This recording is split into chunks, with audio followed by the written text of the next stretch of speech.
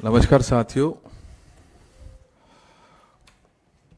Congress party के लिए बहुत खुशी की बात है कि आज हमारे बीच में पूर्व सांसद, एक बहुत ही जाने माने शिक्षाविद, कार्डियोलॉजिस्ट और सोशल वर्कर के रूप में जाने और पहचाने जाने वाले पटियाला के पूर्व सांसद आदरणीय धर्मवीर गांधी जी अपने साथियों के साथ कांग्रेस पार्टी की जो विचारधारा है उसके साथ सम्मिलित होने के लिए आज यहाँ ऑल इंडिया कांग्रेस कमेटी के हेड ऑफिस पहुँचे हैं। मैं भाई राजा वड़िंग जी, आदरणीय सीएलपी लीडर बाजवा जी, भाई पवन जी की तरफ से कांग्रेस पार्टी में विधिवत रूप से आदरणीय धर्मवीर गांधी जी का स्वागत करता हूं। जैसा कि हम जानते हैं कि धर्मवीर जी पटियाला से 2014 में माननीय सांसद के रूप में जो वहां पर परनीत कौर जी चुनाव लड़ी थी, उनके अगेंस्ट लड़कर एक अच्छे मार्जिन से उस समय सीट जीती थी। 2016 में आम आदमी पार्टी से इन्होंने इस्तीफा दिया और अपनी पार्टी बनाकर 2017 में कुछ लाइक माइंडेड लोगों के साथ मिलकर एक पार्टी का गठन किया। लेकिन क्योंकि कांग्रेस पार्टी हमेशा से एक सोच के साथ, जो सभी को साथ लेकर चलने की, एक सुचिता की राजनीति करने की हमेशा जो पक्षधर रही है, आज धर्मवीर गांधी जी उसी सुचिता के रास्ते पर अपने विचारों को साथ रखकर वो आज हमारी पार्टी में शामिल हुए हैं। मैं विधिवत रूप से आदरणीय धर्मवीर गांधी जी का स्वागत करता हूं। Thank you. मैं अब हमारे प्रदेश अध्यक्ष श्री राजा वड़िंग जी से आग्रह करूंगा कि वो भी आपको दो शब्द कहें।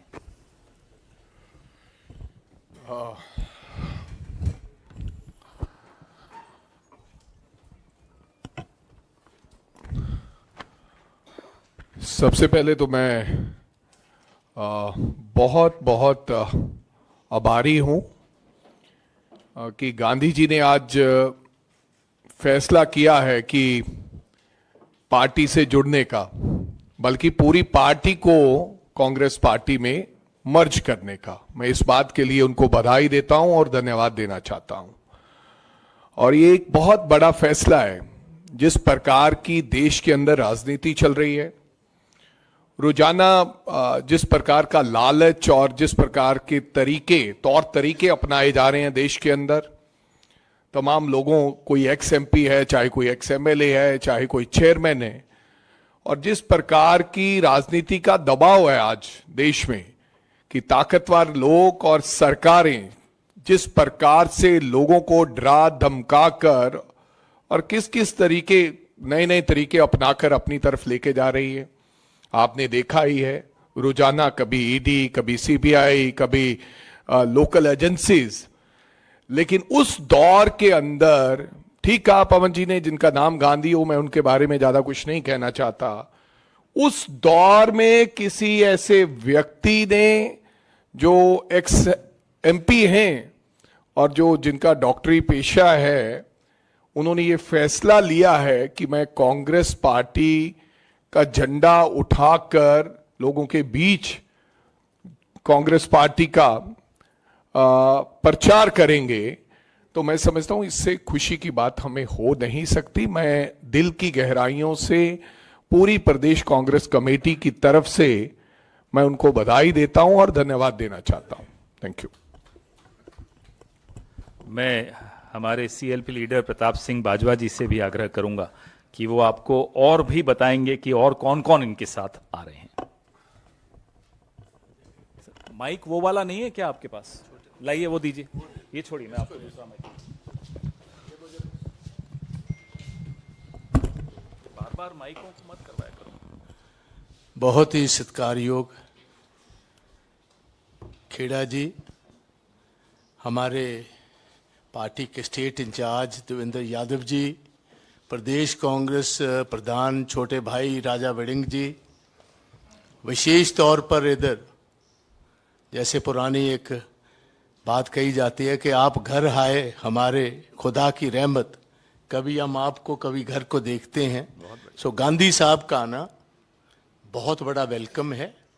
और सबसे बड़ी बात है कि पंजाब में ही नहीं, सारे हिंदुस्तान में बहुत सारी ऐसी फोर्सेस जो कांग्रेस से दूर हो चुकी थी, कॉन्स्टिट्यूशन बचाने के लिए, डेमोक्रेसी को बचाने के लिए इकट्ठी हो रही। गांधी जी का आना बहुत शुभ संकेत है हमारी जमात के लिए और सारे देश की डेमोक्रेटिक फोर्सेस के लिए। इधर अकेले गांधी साहब ही नहीं, इनके साथ मेरे छोटे भाई सर रिछपाल सिंह जौड़ा माजरा जी राइट पर बैठे हुए हैं। ये बहुत अहम किसान लीडर हैं पंजाब के। किसान मोर्चे में एक अहम भूमिका निभाई इन्होंने। इनके साथ एडवोकेट हरमीत कौर बराड़ जी हैं, नरेंद्र संधू साहब हैं, प्रोफेसर साहब, सुमित पुल्लर साहब हैं, अमर टोलेवाल साहब हैं, और भी बहुत सारे साथी आज आए हैं। और आते दिनों में पंजाब के बहुत बेहतरीन इंटेलेक्चुअल्स जो हैं, सोशल रिफॉर्मर्स जो हैं, जिनकी बहुत एक अपनी छवि है पंजाब में, वो आहिस्ता आहिस्ता सीरीज में, क्योंकि ये जो एक भारत जोड़ो का, मैं ये थोड़ी सी बैकग्राउंड बताना चाहता हूं, अचानक ये नहीं आए। ये तो ऐसे आइडियोलॉग हैं जिनको राजी करना ओवरनाइट नहीं होने वाले जी। बहुत देर से हमारे से इनकी राय अलग हो चुकी थी, मगर जब राहुल गांधी जी ने भारत जोड़ो का कन्याकुमारी से कश्मीर की शुरुआत की है, बहुत सारे वो लोग जो समझते थे कि डेमोक्रेसी को बचाने की जरूरत है, तब 2 दिन लगातार कन्याकुमारी से जब उनकी यात्रा शुरू हुई बाय फुट, 2 दिन गांधी साहब उस यात्रा में रहे। बहुत लंबा अरसा इनकी चर्चा हमारे बहुत सारे साथियों से हो रही थी। सारे पंजाब में ये बात थी कि अगर अच्छे लोग, सोसाइटी के पढ़े लिखे लोग, और ये पेशे से निरे डॉक्टर नहीं है, एक दफा मैं इनके वहां खुद घर गया हूं, 350 से 400 मरीज का इलाज फ्री, दवाइयां फ्री, हर चीज फ्री करने वाले ऐसे जो लोग हैं, जिनके मन में ये बात है कि ईमानदारी से इस देश को मजबूत रखना है, तो हमारे साथ आए, इनके साथी आए हैं। मैं इनको वेलकम करता हूं। बहुत बड़ी ताकत हमारी सारी इस मूवमेंट को मिलेगी। कल भी आपने देखा जैसे सारा इंडिया ब्लॉक इकट्ठा हुआ है, तो इनके आने से एक बहुत बड़ी ताकत हमें मिल रही है। हम इनको वेलकम करते हैं। अब मैं ये माइक आप खैर साहब, गांधी साहब स्पीक, तो पहले हम गांधी साहब का थैंक यू फॉर्मली वेलकम करेंगे, और बाकी जो उनके साथ आ रहे हैं उनका।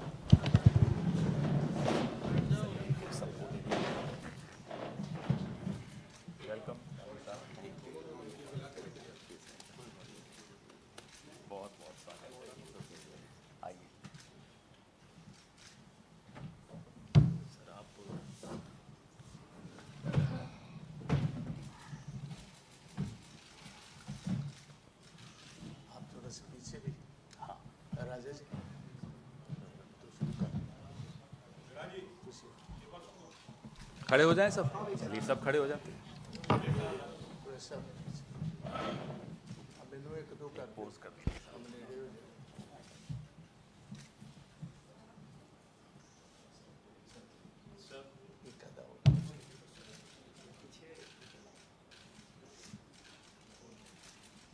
Thank you, thank you. अब हम बैठ जाएं। ठीक है। अब मैं धर्मवीर गांधी साहब से आग्रह करूंगा कि वो अपने विचार आपके सामने रखें, वो अपने कारण बताएं, और जो उनके ख्याल हैं आज के दौर को लेकर उनसे आपको अवगत कराएं। पत्रकार साथियों और मंच पे विराजमान हमारे बहुत ही माननीय पवन खेड़ा जी, पंजाब स्टेट कांग्रेस के प्रधान राजा बडिंग जी और पंजाब सीएलपी के लीडर प्रताप सिंह बाजवा साहब और बहुत से और महानुभाव जो मेरे साथ पंजाब से आए हैं, जिनमें एडवोकेट्स हैं, प्रोफेसर्स हैं, रिटायर्ड प्रोफेसर्स हैं, इंटेलेक्चुअल्स हैं। और सच में और मैं सबसे पहले बाजवा साहब और पंजाब के प्रभारी श्री देवेंद्र यादव जी, उन सब का धन्यवाद करता हूं कि उन्होंने आज हमें इस परिसर में आकर एक महान पार्टी को, एक ऐसी पार्टी जिसने देश के स्वतंत्रता संग्राम में बहुत भारी योगदान दिया और बाद में नए भारत के निर्माण में पंडित नेहरू जी की जो एक वैज्ञानिक विचारधारा थी, साइंटिफिक टेम्पर था, जो उन्होंने जो हर क्षेत्र में जो हिंदुस्तान को अपने पांव पे खड़ा किया, डेमोक्रेटिक इंस्टीट्यूशंस को बनाया, उनको मजबूत किया, आर्थिक प्रगति की और देश में एक नई ऊर्जा आज़ादी के बाद पैदा की। तो इस परिसर में आकर हम लोग बहुत संतुष्ट हैं, बहुत खुश हैं। जहाँ तक मेरा ताल्लुक है, मेरा नाम डॉक्टर धर्मवीर गांधी है। गांव से आए थे, जो गांव की संवेदनाएं थी वो साथ लेके आए थे, मेडिकल कॉलेज में आए, डॉक्टर बने। विद्यार्थी जीवन से मैं सक्रिय राजनीति में चला गया। मैं वामपंथी विचारधारा से प्रभावित हुआ और यहाँ तक कि एमरजेंसी जब मेरा फाइनल ईयर था तो उस वक्त मुझे जेल भी जाना पड़ा। तो जेल से छूटकर एमबीबीएस किया, फिर एमडी किया, फिर कार्डियोलॉजी में मैं असिस्टेंट प्रोफेसर के बतौर रिटायर हुआ गवर्नमेंट मेडिकल पटियाला से।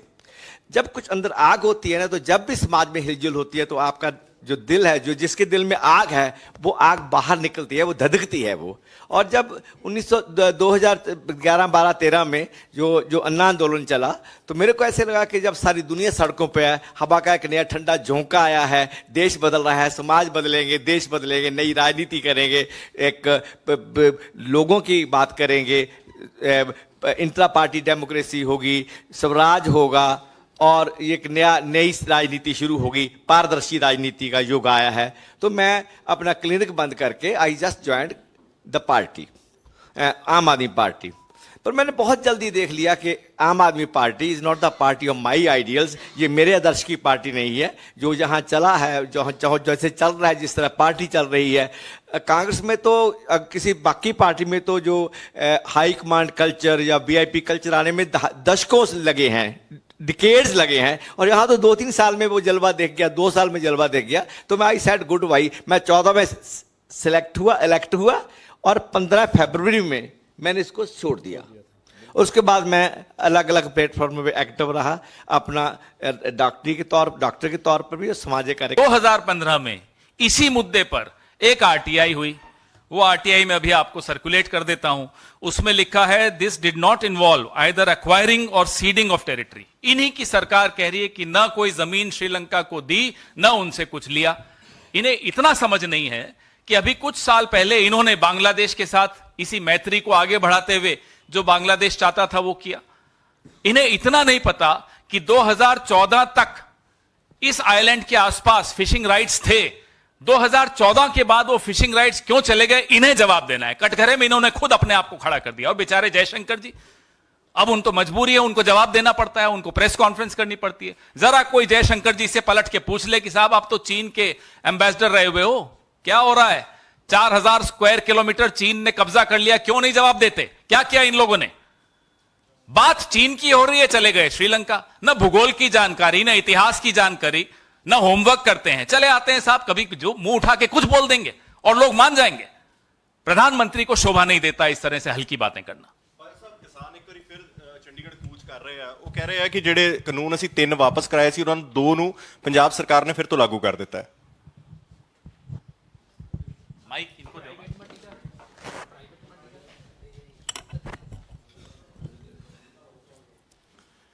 देखो, ਤੁਹਾਨੂੰ पता है पंजाबी की हिंदी? अच्छा चलो, दिल्ली में सबको पंजाबी आती है, आप बोलो। अच्छा चलो, गल इस तरह, मेरी चंगी तरह सुनो। पहले दिन तो ही इंडियन नेशनल कांग्रेस हिंदुस्तान की किसानी ना खड़ी। कोई कम ਜਿਹੜਾ ਮੋਦੀ ਸਾਹਿਬ ਨੇ ਨਜਾਇਜ਼ ਕੀਤਾ ਤੇ ਭਗਵੰਤ ਮਾਨ ਉਹਦੇ ਤੇ ਮੋਹਰ ਲਾ ਰਿਹਾ, ਅਸੀਂ ਉਹਨਾਂ ਨੂੰ ਇਸੇ ਗੱਲ ਕਾਰਨ ਹੀ ਤੇ ਅਸੀਂ ਇਹ ਗੱਲ ਕਹੀਏ ਕਿ we will have nothing to do with the AAP in Punjab, that's primarily that reason. ਤੇ ਇਸੇ ਗੱਲ ਕਾਰਨ ਹੀ ਅਸੀਂ ਜੋ ਇਹ ਕਰਨਗੇ ਅਸੀਂ ਉਹਦੀ ਵਿਰੋਧਤਾ ਕਰਨੇ, ਕਿਉਂਕਿ ਸਾਡਾ ਇਹ ਮੰਨਣਾ ਹੈ ਕਿ ਕਿਤੇ ਨਾ ਕਿਤੇ ਇਹ ਜਿਹੜਾ ਚੀਫ ਮਿਨਿਸਟਰ ਪੰਜਾਬ ਦਾ ਇਹਦਾ ਇਨਡਾਇਰੈਕਟ ਤਲਕ ਦਿੱਲੀ ਦੀ ਸਰਕਾਰ ਨੇ। ਇਹਨੂੰ ਥੋੜਾ ਜਿਹਾ ਘਰ ਜਾ ਕੇ ਵਿਚਾਰੋਗੇ ਤੁਹਾਨੂੰ ਚੰਗੀ ਤਰ੍ਹਾਂ ਗੱਲ ਸਮਝ ਆ ਜਾਏਗੀ ਜਿਹੜੀ ਮੈਂ ਗੱਲ ਕਹਿ ਰਿਹਾ। ਮਿਹਰਬਾਨੀ ਜੀ।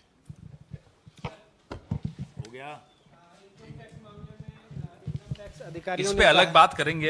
अभी तो शुरुआत है, आगे आगे देखो इस सरकार को कितने अगले 2 महीने में इतने झटके लग जाएंगे कि फिर तीसरा महीना तो ये देखना नहीं है इन्होंने, तो अभी बाद में बात करेंगे इस पे। अभी बहुत कुछ होना है।